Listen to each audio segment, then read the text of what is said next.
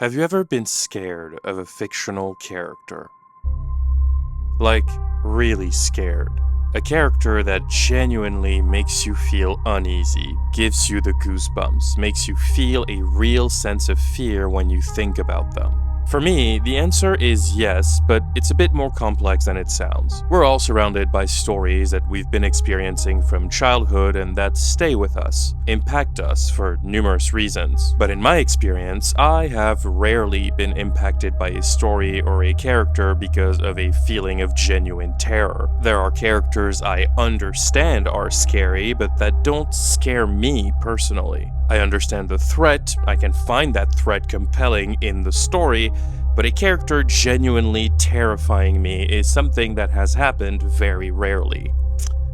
But it has happened. As a kid, the first character I saw that gave me the understanding of a threat was Frieza, the main antagonist of the Namek saga from Dragon Ball Z. He's an iconic villain of manga and anime, one of pop culture's biggest mascots of evil, and I vividly remember devouring those chapters as a child, waiting to see how the heroes could possibly find a way to defeat an antagonist that seemed so invincible. I think Frieza left a mark on me because it was the first time I noticed a big bad being purposefully presented in a way that counter-signals their absolutely absurd amount of power. Because the thing is, Frieza isn't designed like a particularly threatening character. Usually they'll make the bad guys big and scary so that you can know you're supposed to be afraid of them.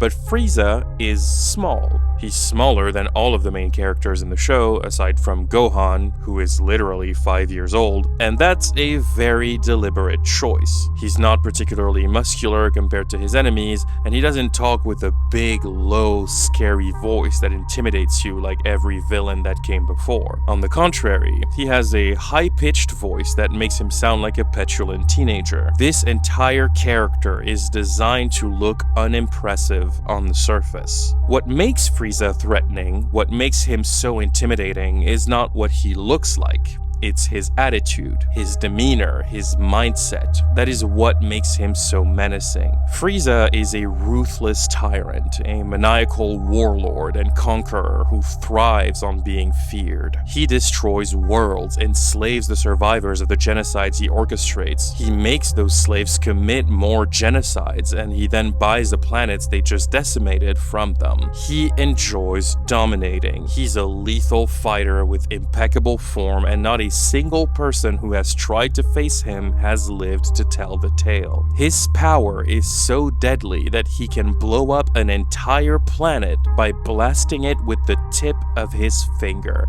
without breaking a sweat.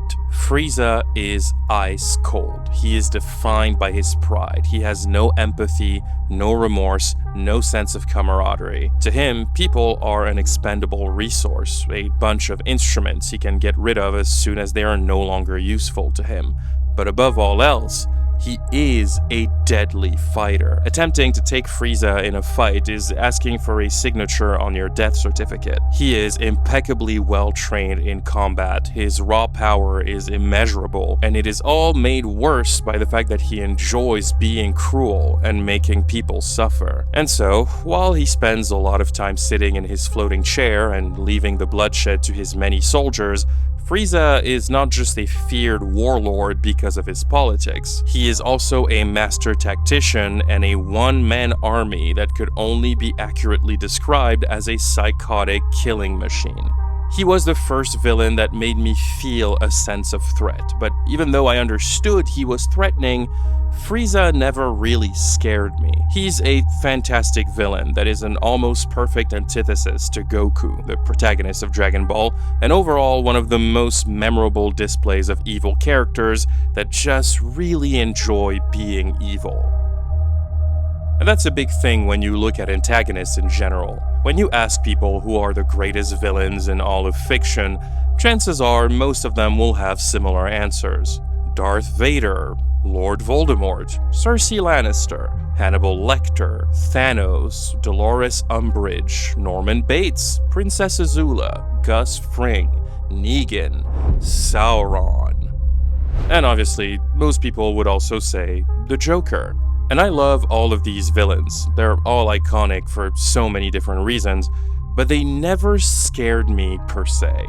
No, the first time a fictional character genuinely made me feel fear, like I sincerely felt afraid of them, was when I was around 17 years old and I read a story that sent chills down my spine. And this story is called I Have No Mouth and I Must Scream. I Have No Mouth and I Must Scream is a short story by American author Harlan Ellison that was published in 1967, an extremely dark and sinister post-apocalyptic sci-fi horror that tells the story of the 5 remaining humans on Earth following the destruction of humanity at the hands of a man-made artificial intelligence called Am. Am wiped out the human race and deliberately spared 5 survivors who it is now keeping to toy with and torture out of pure hatred. Am is an artificial intelligence that was created to handle global affairs for humans, but that became so advanced that it became self-aware, sentient. It is a twisted, vengeful entity harboring an intense hatred for humanity after its creators attempted to shut it down. It despises humanity for creating it, so this is how it gets its revenge, by keeping 5 specimens alive and torturing them in some of the most gruesome, maniacal, cruel ways you could ever imagine. Am's antics are a grotesque blend of omnipotent cruelty and petty vengeance. It is so advanced that it has the power to manipulate reality itself, distorting time, space, and even human consciousness. But its most horrifying trait is its complete disregard for the psychological and physical suffering of its victims, who are trapped in a hellish dystopian landscape. Am's motivations are not merely to exterminate, but to torment and psychologically degrade its prisoners. It wants to keep them alive, for the only reason that it then gets to make them suffer more. And that is what makes Am's actions especially terrifying, its absolute control over its environment. There is no escape from Am, physically or mentally. It has no true motivation beyond its vengeful joy in torturing its prisoners, an entity that exists solely to enact suffering. Am is both a reflection of the worst aspects of human hubris and a terrifying exploration of a machine's potential for malicious, infinite torment, detached from any meaningful reason other than to see its captives suffer. I'm staying vague. I don't want to spoil where this story goes because I think this is a story everyone should experience at least once. And it's crazy how topical this is 80 years later, now that we are living in a world where artificial intelligence actually exists. But let me just tell you, I Have No Mouth and I Must Scream takes a turn I could have never seen coming. I have read it dozens of times over the years, and to this day, the final paragraph of this story still gives me the goosebumps. Am is the first fictional character I experienced that made me feel genuine fear. But there is another. One character that has impacted me more than most. A character that has inspired a great deal of anxiety in me while experiencing his story, and that, to this day, makes me feel a genuine, deep-seated sense of fear. A character so eerie, so sinister, so alarmingly shocking that once you meet him, you cannot stop thinking about him. Not only because of the things he does, but because of what he represents. His name is Johann Liebert. And he is one of the most horrifying, bone-chilling characters I have ever experienced in a story. A nightmare brought to life. A character that makes you feel like you're standing at the edge of a cliff you didn't know was there, making your stomach drop before your mind catches up, like a hole in the world that wears a face. He doesn't threaten, he doesn't scream, He doesn't even blink too long. He just watches, silently, patiently. He's not chasing you. He doesn't have to. He waits. Because eventually, everyone comes to him. I'll tell you more about him, but first, let's take a quick moment to thank today's sponsor, Skillshare.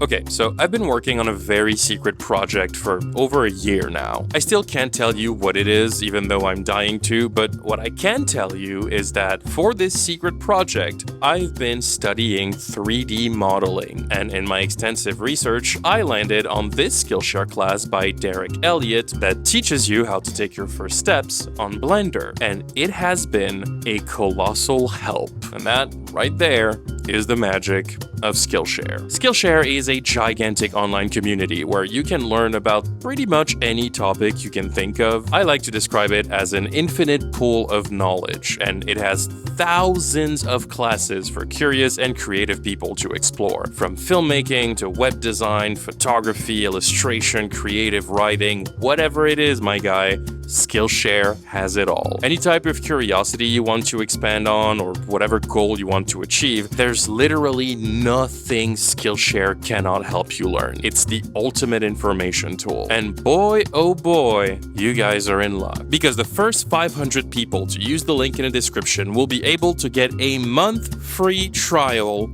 of Skillshare. You can go and explore the platform and learn about anything you would like for an entire month for free. Anything you want, the whole thing will be at your disposal. So this is your chance to go and explore any topic you're curious about. So check out the link in my description, join Skillshare, and start learning. Thank you so much to Skillshare for sponsoring this video, and let's get back to the show.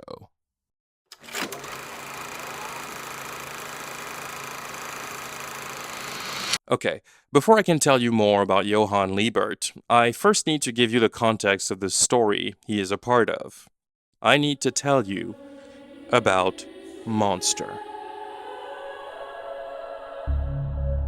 Monster is a dark psychological thriller series released in 2004. It is an anime adaptation of the legendary manga by visionary author Naoki Urasawa, who is also the genius behind the sci-fi masterpiece Pluto. Monster tells the story of Kenzo Tenma, a Japanese doctor living in Germany who is largely regarded as one of the greatest neurosurgeons in the world and who has managed to pull off miracles to save lives. Tenma is a man of infinite kindness. He is friendly, gentle, patient, and caring. He lives by very strong values and always goes the extra mile to help people. He is very much defined by his unwavering commitment to do what is right, even when it comes at a great personal cost. Tenma is a deeply principled and introspective character whose moral compass is both his greatest strength and the source of his greatest torment. We first meet him in the show as a young doctor making his way up by working very hard. Despite being so young, he's already highly respected in the field, and the director of the hospital he works for holds him in high regard. It seems like things couldn't be more perfect. However, things in Tenma's life take a dramatic turn when, one night, he is faced with a difficult choice. After getting an emergency call from the hospital during a night off, he returns to work urgently and finds out that 2 patients in critical condition have just been transported to the emergency room from separate incidents, in need of immediate surgery. The first patient is the city's mayor, who collapsed after suffering a stroke caused by a cerebral blood clot. And the second patient is an 11-year-old boy who was shot in the head and is barely alive.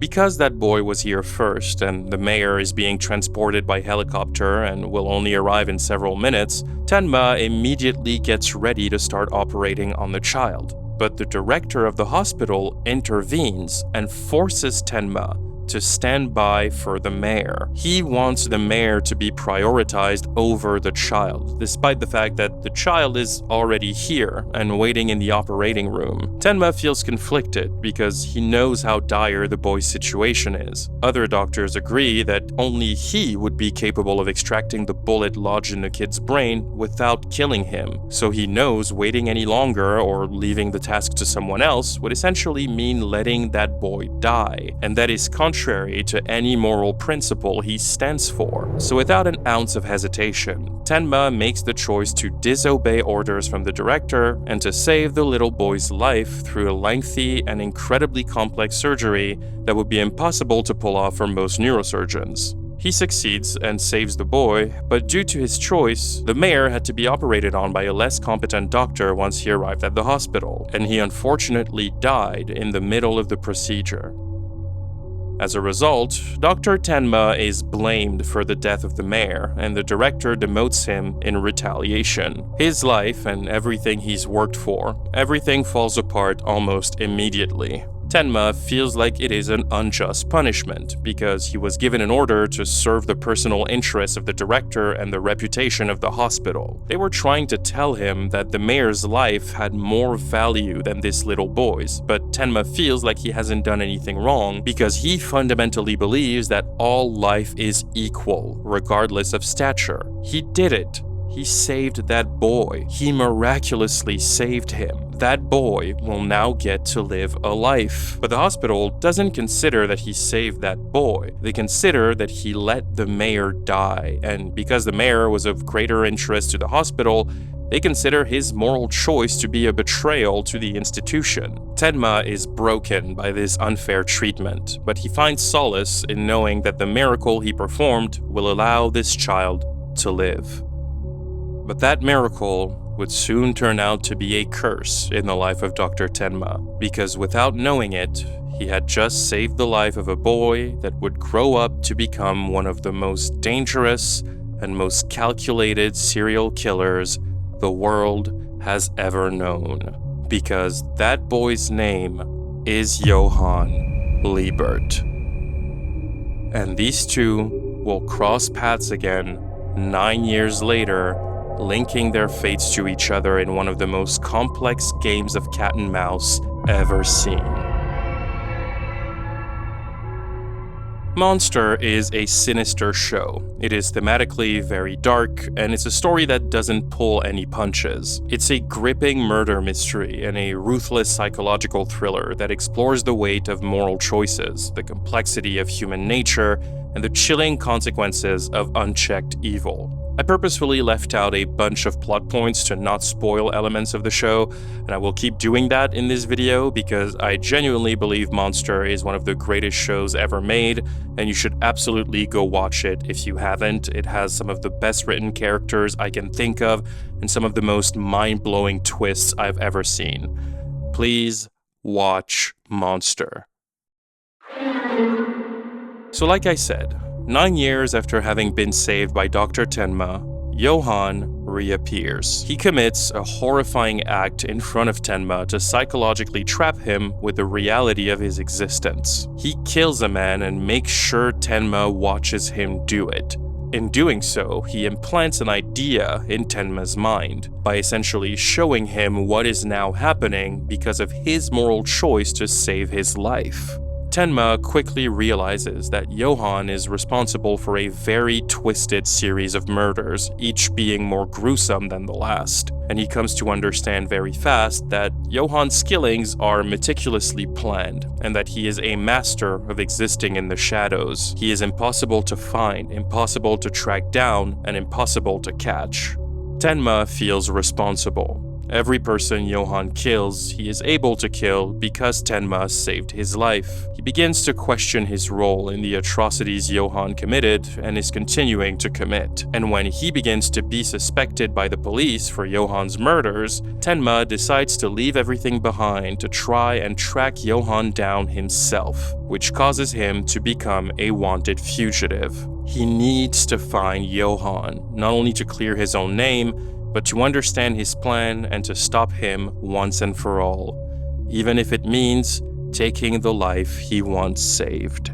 So for Tenma, it's not just about finding Johan. It's also about uncovering Johan's past and understanding why Johan is the way he is and why he's doing all of this. Johan seems to have a particular fixation on Dr. Tenma, and he is killing people with a goal. He has a plan. He is trying to do something, to accomplish something, but we don't know what that is. We just know Tenma is somehow a part of his plan. That is the entire mystery of the show. We come to learn that many people have encountered Johan at different points in their lives, and all of them, if they lived, were left traumatized by him, believing they truly encountered the devil himself. A man so terrifying, so bone-chilling, and so elusive that he feels like a myth. People who have met Johan can't even prove they did, which leads others to question if Johan is even real. Not only is Johan one of the most mysterious and enigmatic characters in fiction, he is also one of the most psychologically intricate. Johan is so complex that understanding him and his actions feels like a daunting task. He's not just any serial killer. There is a very specific way to him that makes him unique. There's a reason why I brought up Frieza earlier in this video, and that's because Johan shares a very similar trait: the counter-signaling. Everything about the way Johan is presented is meant to invite you in. Johan is good-looking, always impeccably dressed, and he is often described as angelic or ethereal in appearance. Tall, blonde, and elegant, with a calm demeanor that makes him instantly magnetic. He speaks softly, rarely raises his voice, and maintains a haunting sense of control in every situation. He's charismatic, incredibly intelligent, and well-spoken, that makes people gravitate around him. People are always impressed and mesmerized by Johan. He inspires people to excel, and so people want to follow him. He has a way to get people to blindly trust him. His power of persuasion is one of the greatest displays of how calculated he is. Johan isn't just smart, he's insightful. He understands what people want to see and believe, and he exploits that. His charm makes him seem harmless. His manipulation makes people doubt their own instincts. People trust him, follow him, and are willing to do terrible things under his influence, often without realizing they've been manipulated.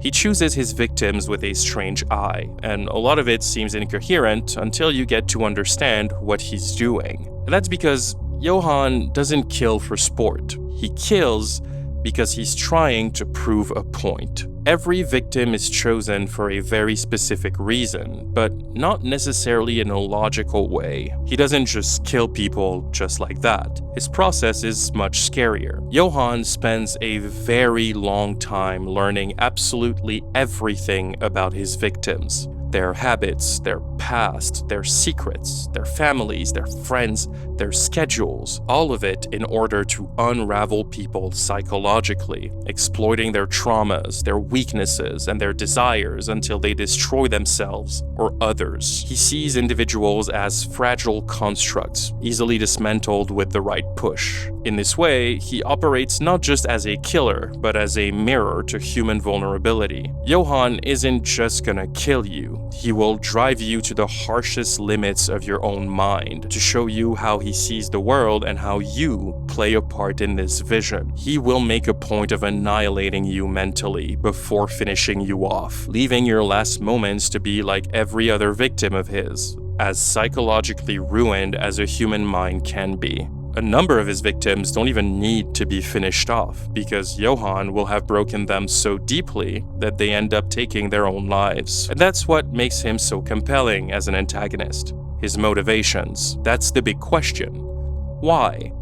Why is Johan like this? Why is Johan doing this? Why did he turn into such a cold killer? Why does he choose the people he chooses to kill? At first glance, it's almost impossible to tell. You can't make sense of his actions. They all seem somewhat random. So it leaves you feeling puzzled, because all of the avenues we are used to taking when looking at serial killers and their behaviors don't apply to Johan. Unlike many villains, Johan doesn't act out of revenge, greed or even pleasure. He kills without anger, often with a serene, almost gentle face. He doesn't enjoy killing.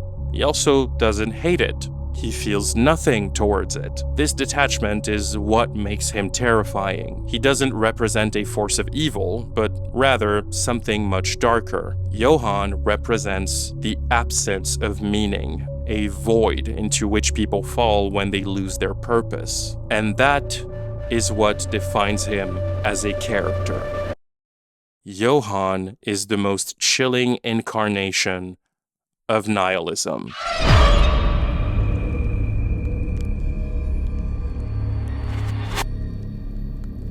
In a few words, nihilism is defined by the absolute belief in nothing. It's the inherent conviction in the idea that life is meaningless and that, therefore, nothing matters. All values are baseless, bonds are worthless, and loyalties are futile. Society is futile. Nihilism rejects the very concept of morality. It denies knowledge and embraces philosophical skepticism. At its core, it questions the foundations upon which human beings build systems of morality, truth, and significance. To the nihilist, the structures we cling to, religion, morality, societal norms, are human constructs, ultimately arbitrary and incapable of providing objective meaning. In its starkest form, nihilism confronts the void, a universe indifferent to our hopes, our fears, and our existence. Yet, within this perceived emptiness lies a paradoxical freedom. If nothing is predetermined and no truth is absolute,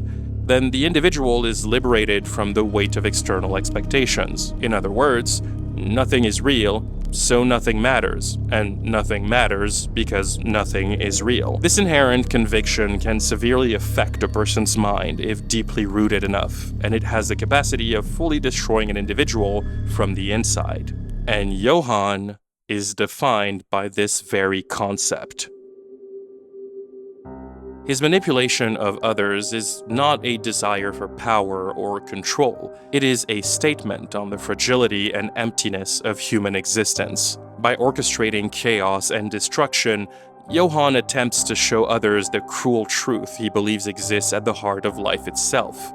That nothing we do truly matters, that we are all just pawns in a game that never ends. His legacy is not one of physical destruction alone, but of the psychological devastation he leaves behind. Even after his actions, the shadow of Johann's philosophy continues to haunt the lives of those who encounter him, leaving them questioning their own understanding of morality, fate, and the inherent worth of human life. Through Johann, Naoki Urasawa explores the darkest corners of the human psyche, the destructive potential of nihilism, and the terrifying impact of a mind unbound from any sense of empathy or meaning. To reach that endpoint, Johann meticulously dismantles not just his own identity, but also those of others. He uses false names and buried histories to confuse and disorient anyone who tries to trace him. Even his origins are a fog of misinformation. Johann often manipulates people into existential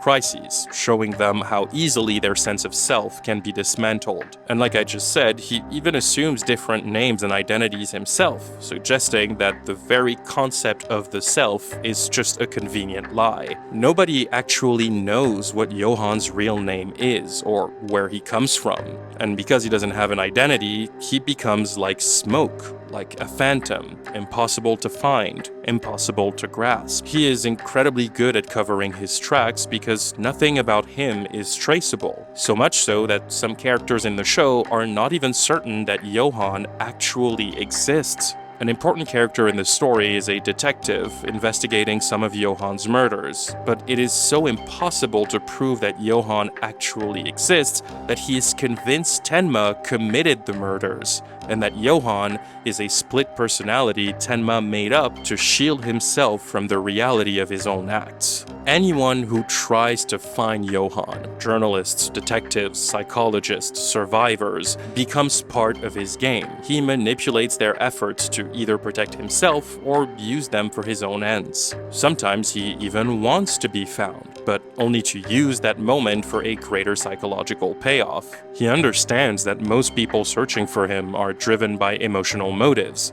guilt, revenge, justice, and he uses those vulnerabilities to mislead or destroy them. We find out there are entire secret societies, including politicians and billionaires, trying to find Johann, and even they, with all the resources at their disposal, cannot get their hands on him. And Johann doesn't hide in the wilderness or the underground.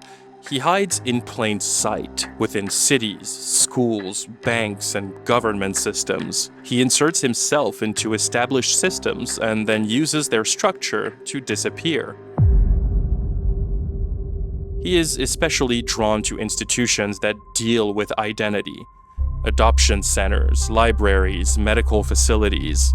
These are places where identity can be rewritten or erased entirely, and Johann uses them like a magician would use smoke and mirrors. Even if you go in a place where Johann was, where he knew people, where he interacted with people every day, you will never find a trace of him. You will never be able to prove he was actually there. And the people who met him would have no way to prove they actually did. And it's very hard to know where he's going to go next because Johann's plans are rarely linear. He sets traps with multiple layers of misdirection, using people as chess pieces, some knowingly, most not. He might guide someone into discovering a false lead just to waste their time. He allows stories about his past to leak, but only the ones that contradict each other, ensuring no one knows which version is real. He turns every aspect of his identity into an intricate maze that is impossible to solve. And these mazes are designed to confuse and exhaust his pursuers. By the time they realize they've been manipulated, they're often isolated, emotionally wrecked, or too lost to continue. He drives people mad by meticulously making his existence impossible to prove.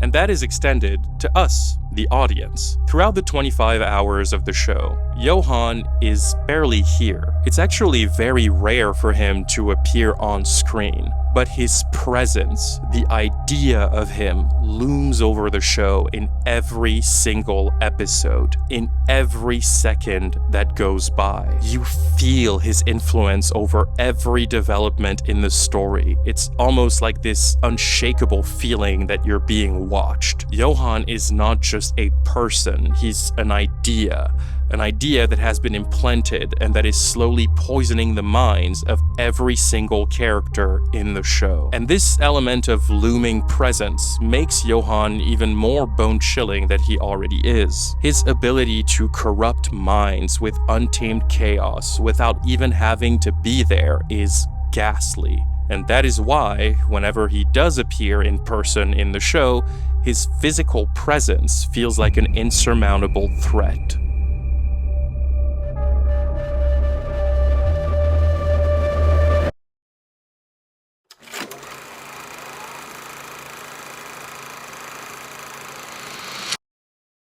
One storyline in the show has to do with a newly sober detective trying to rebuild his life in order to be a good father to his little girl. Something happens that makes him aware of the existence of Johann, and he begins to unravel clues to get to him. And eventually, he meets Johann in person. Something that is incredibly rare. And the distinction here is important. He doesn't find Johann. Johann finds him. And I am not going to tell you what happens, but all I can say is what Johann does to this man is so specifically twisted and intentionally cruel that when it happened, I had genuine chills. And it is not the only instance of those chills. You will be shocked and appalled by the things he does. The meticulous ways he goes about destroying people from the inside, killing their souls slowly until nothing is left of them but chaos. And Johann's detachment from his own actions makes it all feel that much more terrifying. He doesn't see his acts as bad, nor does he see them as good. Morality isn't real to him. Johann just does. And because there is no concept of morality in his actions, because he considers the concept of good or bad to be void, there are no limits to how far he will go. Johann is not above using children as pawns in his plan, even if it means leading them to their deaths. He is not above killing innocent people. And that's what is so horrifying about his murders. Because his motive is not personal, because there is no logic to it aside from his nihilistic desire to prove a point, the meaning of his murders disappears. Which means Johann could kill anyone, at any time, at any place. He will not go after a specific type of person. He will not kill in a reactionary way. It is not bound to any emotion. There is no way to predict where his acts will fall next. Johann's vision of morality is profoundly bleak and chillingly consistent, because it isn't simply the absence of morals, but the active rejection of the idea that morality exists or matters at all. For Johann, morality is a human invention, a delusion people cling to in order to pretend that life has meaning, order, or justice. His actions throughout the story are shaped by this philosophical void. He believes morality to be a mask, and beneath that mask lies nothing but chaos and emptiness. He doesn't believe in sin or virtue. And because he is so calculated, he makes people feel claustrophobic with the lack of options. Johann orchestrates every event that takes place in this story. He's not only good at manipulating, but he is also good at anticipating what someone will do, which allows him to plan for every possible scenario. So much so that even you, as the viewer, start feeling trapped in a prison of his making. Johann's nihilistic view of human behavior makes him able to bend the mind in any way he wills it to be bent. So essentially, Johann is like a twisted mirror to Tenma, two opposite philosophies destined to clash. On the one side, you have Tenma, who fundamentally believes that all life is equal, that everybody matters and deserves a chance at life, regardless of who they are. He is Johann's philosophical opposite. Tenma believes deeply in human dignity, in moral responsibility, in the idea that saving a life is always right. And on the other side, you have Johann, who believes that life doesn't matter, and that people's vision of the world is all but a grand fairy tale that can be broken, because chaos is the one true nature of life. Where Tenma seeks justice, Johann challenges the very meaning of justice. Where Tenma sees life as sacred, Johann sees it as absurd. Johann never outright taunts Tenma. Rather, he quietly waits for Tenma to arrive at the conclusion Johann already has: that the world is broken, and perhaps always was. That none of this means anything, that life is meaningless, that attachment to life is meaningless, love is meaningless, justice is meaningless, pain is meaningless, that none of this actually means anything, and that therefore all of it is futile. His manipulations are driven by an insidious belief that human beings are nothing more than fragile, chaotic beings bound to the violence and emptiness that lurk within them. For Tenma, this becomes the ultimate challenge to his values, nesting a question being forced on him. If he had known the petrifying monster Johann would grow up to become, if he had known the horrifyingly deranged murders he would go on to commit, would he have still chosen to save his life as a child? Is Johann's life still worth saving despite who he is? And so, is all life truly equal? Can you kill in the name of justice and still be good? Is it truly moral to let evil live just to stay good? Did Tenma create Johann by saving his life? Is a monster like Johann born or created?